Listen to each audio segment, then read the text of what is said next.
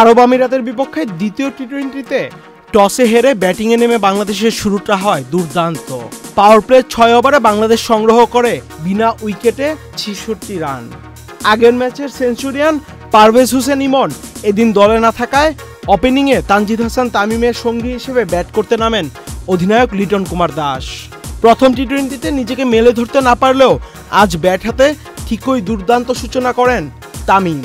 মাত্র 25 বলে নিজের অর্ধশতক তুলে নেন বাঁহাতি এ ওপেনার।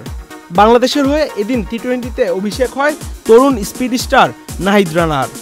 সবশেষ 7 ওভার 3 বলে বাংলাদেশের সংগ্রহ বিনা উইকেটে 74 রান।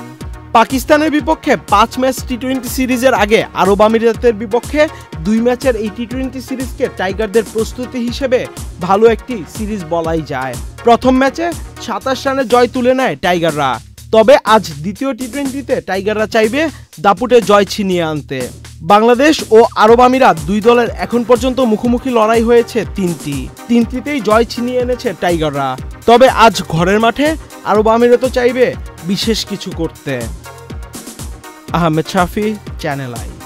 ওয়ালটন আবারও মিলিনিয়ার অফারে ওয়ালটন ফ্রিজ কিনে আপনিও হয়ে যেতে পারেন মিলিয়নিয়ার।